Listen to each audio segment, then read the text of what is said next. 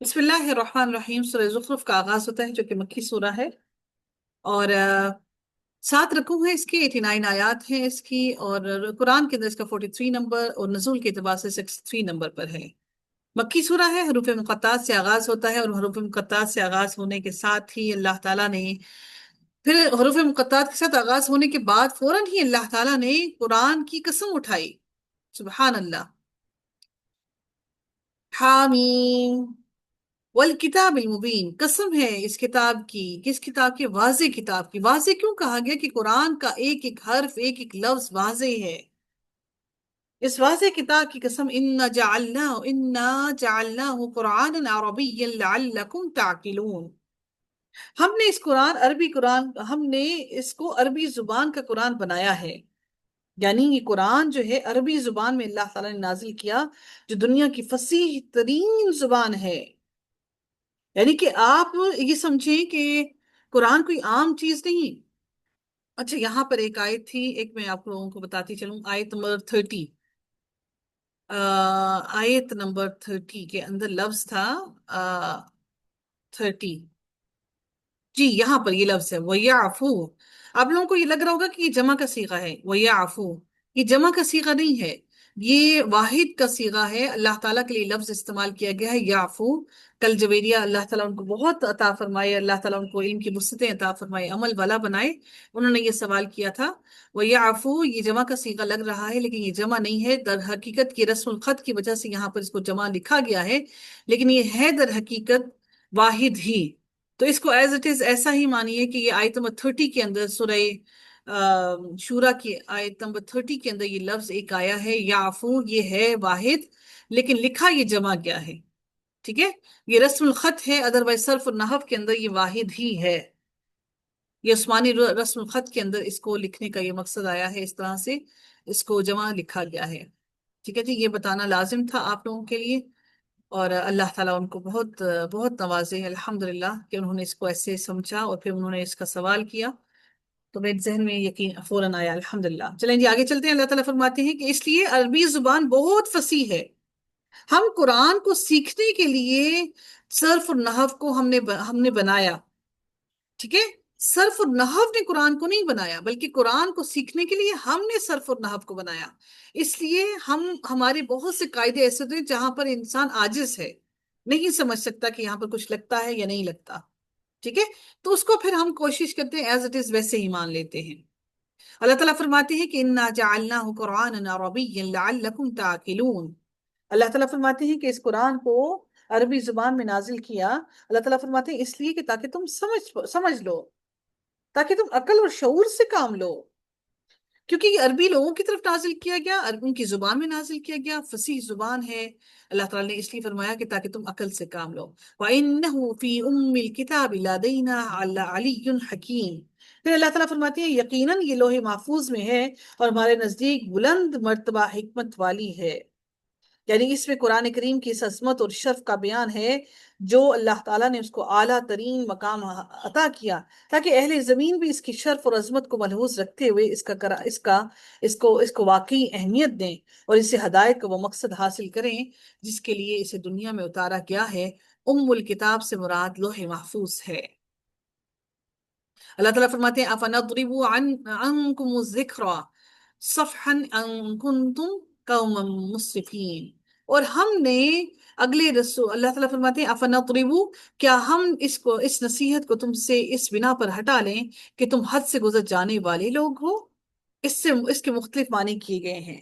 مثلا تم چونکہ گناہوں میں بہت زیادہ گر گئے اور گناہوں پر بہت اصرار کرتے ہو، اس لیے کہ کیا تم یہ گمان کرتے ہو کہ ہم تمہیں واعظ اور نصیحت کرنا چھوڑ دیں گے، یا تمہارے کفر اور اسراف پر ہم تمہیں کچھ نہ کہیں گے اور تم سے درگزر کر لیں گے، یا ہم تمہیں ہلاک کر دیں اور کسی چیز کا تمہیں حکم دیں نہ منع کریں؟ چونکہ تم قرآن پر ایمان لانے والے نہیں ہو، اس لیے ہم انزال قرآن یعنی کہ قرآن کا نزول کا سلسلہ ہی بند کر دیں۔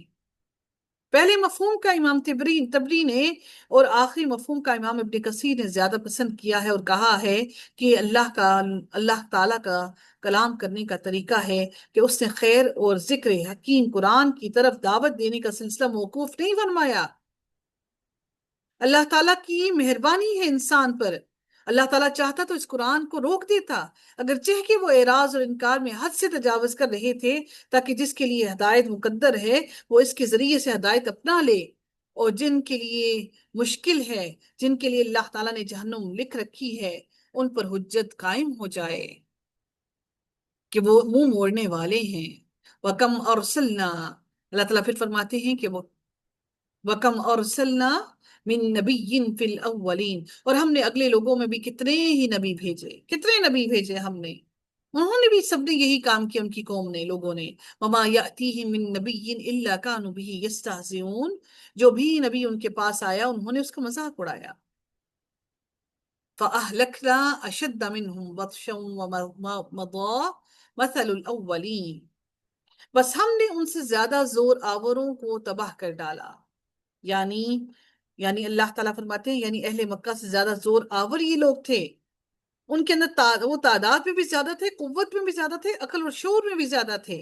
یعنی قرآن مجید میں ان قوموں کا تذکرہ یا وصف متعدد مرتبہ، بہت مرتبہ ان کے وصائف، ان کے اوصاف، ان کی صفت بیان کی گئی ہے. اس میں اہل مکہ کے لیے اللہ تعالیٰ ایک تنبیہ کر رہے ہیں کہ پچھلی قوموں نے رسولوں کی تکذیب کی وجہ سے ہلاک اللہ تعالیٰ نے ان کو کر دیا. اگر یہ بھی تکذیب رسالت پر اصرار کرتے رہے تو ان کا بھی ہلاک کیا جانا بالکل ویسے ہی ہوگا جیسے اللہ نے ان کو ہلاک کر دیا. وَلَئِن سَأَلْتَهُم مَّنْ خَلَقَ السَّمَاوَاتِ وَالْأَرْضَ لَيَقُولُنَّ خَلَقَهُنَّ الْعَزِيزُ الْعَلِيمُ. پھر میرے رب نے فرمایا اگلی آیت کے اندر، بس ہم نے ان سے زیادہ زور آور آوروں کو تباہ کر ڈالا، اور اگلوں کی مثال گزر چکی. وَلَئِن، اور اگر آپ ان سے دریافت کریں، سوال کریں کہ آسمانوں اور زمین کو کس نے پیدا کیا، تو یقیناً ان کا جواب یہی ہوگا کہ انہیں غالب اور دانا اللہ ہی نے پیدا کیا ہے. اس رب کائنات نے اس کو پیدا کیا ہے. وہ بھی اس چیز کو جانتے ہیں اور اعتراف کرتے ہیں. نادان سے نادان ترین انسان بھی اس چیز کا اعتراف کرتا ہے کہ اس کائنات کو پیدا کرنے والا کوئی عام نہیں ہو سکتا. وہ سب سے زیادہ طاقتور ہے، وہ رب کائنات اللہ ہے. اللہ تعالیٰ پھر اگلی آیت میں اپنے بارے میں بتا رہے ہیں کہ اللہ وہ کون ذات ہے. الذی جعل لکم الارض مہدا وجعل لکم فیہا سبلا لعلکم تہتدون، وہی ہے جس نے تمہارے لیے زمین کو فرش یعنی بچھونا بنایا، اور اس میں تمہارے لیے راستے کر دیے تاکہ تم راہ پالو. یعنی ایسا بچھونا جس میں اللہ تعالیٰ نے ایسا بچھونا بنایا جس میں تم چلتے پھرتے بھی ہو، کھڑے بھی ہوتے ہو، سوتے بھی ہو، کھاتے پیتے بھی ہو. اللہ تعالیٰ نے ہر طرح کی سہولت اس زمین کے اندر، اس بچھونے کے اندر بنا دی. اور یہ بچھونا بھی اتنا خوبصورت ہے کہ بارش ہوتی ہے تو صاف ستھرا ہو جاتا ہے. ہم اس پر جہاں چاہیں سو جائیں، ایسے ہی لیٹ جائیں، محظوظ ہوں، اس کی خوبصورتی کو دیکھیں. سبحان اللہ. ہم اگر اپنی زمین اپنے جو ہم نے اپنے بچھونے بنائے ہوتے ہیں، بیڈ شیٹس ہوتی ہیں، ہمیں بار بار گندا ہونے کا ڈر اور خوف ہوتا ہے. ہم اس کو دیکھ دیکھ کر تھک جاتے ہیں، ہم اس بیڈ شیٹ کو چینج کرتے ہیں، چینج کرتے ہیں بار بار بار بار. میرے رب کی کائنات کی چیزیں، تخلیقات اتنی خوبصورت ہیں کہ آپ سوچیے کہ اللہ نے ہم انسانوں کی تخلیق کی بات کر رہی ہوں. آپ ایک ہی سوٹ پہن پہن کر اکتا جاتے ہیں، آخر آپ کا دل تنگ پڑ جاتا ہے اس کو پہن کے دیکھ، اور ایک ہی پرنٹ کو، ایک ہی چیز کو دیکھ دیکھ کر اکتا جاتے ہیں. گھر میں ہم اپنے فرنیچر کی ایک ہی سیٹنگ کو زیادہ عرصے کے لیے برداشت نہیں کر پاتے. عورتیں ایک جگہ پہ زیادہ عرصے کے لیے کسی چیز کو برداشت کر ہی نہیں سکتی جب تک ادھر سے وہ چیز اٹھا کے ادھر سے اٹھا کے کہیں اور نہ رکھیں، سکون ہی نہیں آتا. لیکن میرے رب کی کائنات کی تخلیقات اتنی خوبصورت ہیں، آپ عرصے دراز تک ایک درخت کو ایک ہی جگہ پر دیکھتے رہیں، آپ کی آنکھیں نہیں تھکیں گی، آپ کی آنکھیں بور نہیں ہوں گی. آپ اللہ تعالیٰ کی قدرت کی نشانیوں کو، وہ پہاڑ ہیں، ساری زندگی وہ وہیں رہیں گے، لیکن جب بھی آپ دیکھیں گے آپ کا دل خوش ہو جائے گا، تر و تازہ ہو جائے گا.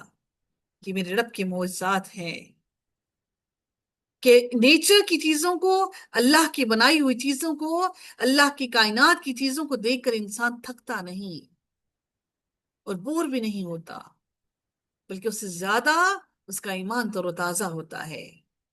یہ وہ نشانیاں ہیں ہم سب کے لیے.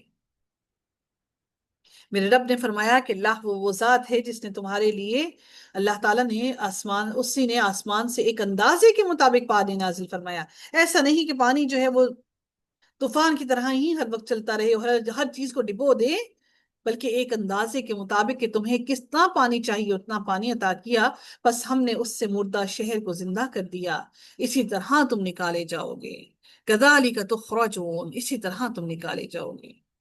والذی خلق الازواج كلها وجعل لكم من الفلك والانعام ما ترکبون، جس نے تمام چیزوں کے جوڑے بنائے اور تمہارے لیے کشتیاں بنائی اور چوپائے جانور پیدا کیے جس پر تم سوار ہوتے ہو، ہر چیز کا نر اور مادہ بنایا، نباتات، کھیتیاں، پھل پھول، حیوانات، ہر چیز کا نر اور مادہ کا سلسلہ چلایا۔ بعض کہتے ہیں اس سے مراد ایک دوسرے کے مخالف چیزیں ہیں، جیسے روشنی کا الٹ اللہ نے اندھیرا بنایا، تو بیماری کی اللہ نے الٹ صحت بنائی، انصاف کا ظلم، خیر کا شر، ایمان اور کفر، نرمی اور سختی وغیرہ۔ بعض کہتے ہیں کہ ازواج کے معنی یہاں پر کیے گئے ہیں۔ اللہ تعالیٰ نے تمام طرح کی چیزیں، ہر قسم کی چیزیں میرے رب نے زمین پر بنا دی، لیکن اللہ تعالیٰ نے یہ سب چیزیں انسان کے فائدے کے لیے بنائی۔ پھر اللہ تعالیٰ فرماتے ہیں اگلی آیت میں، لِتَسْتَوُوا عَلَى ظُهُورِهِ ثُمَّ تَذْكُرُوا نِعْمَةَ رَبِّكُمْ إِذَا اسْتَوَيْتُمْ عَلَيْهِ، یہ اللہ نے اس لیے بنائی تاکہ تم ان کے پیٹھ پر جم کر بیٹھو پوری طاقت کے ساتھ، ڈھیلے ڈھیلے نہیں۔ آج تمہاری اولاد زمین پر پاؤں بھی ڈھیلے ڈھیلے رکھ کے گھسیٹ گھسیٹ کر پاؤں چل رہی ہوتی ہے۔ یہ ہماری تربیت کا حصہ ہے کہ ہم اپنے بچوں کو چلنا پھرنا، اٹھنا بیٹھنا، ہر چیز سکھائیں، یعنی کہ جم کر پاؤں رکھو، جم کر پڑھو، جم کر چلو پھرو، تو سواری پر جم کر بیٹھو تاکہ تم ان کی پیٹھ پر جم کر سوار ہوا کرو، پھر اپنے رب کی نعمت کو یاد کرو۔ بہت اہم ترین بات، اللہ تعالیٰ نے کہا کہ جب تم سواری پر بیٹھو تو جم کر بیٹھو۔ اس سواری میں صرف جانور نہیں ہیں، کشتیاں بھی کہا، اس وقت صرف کشتیاں تھی، گاڑیاں نہیں تھی۔ اللہ تعالیٰ نے اللہ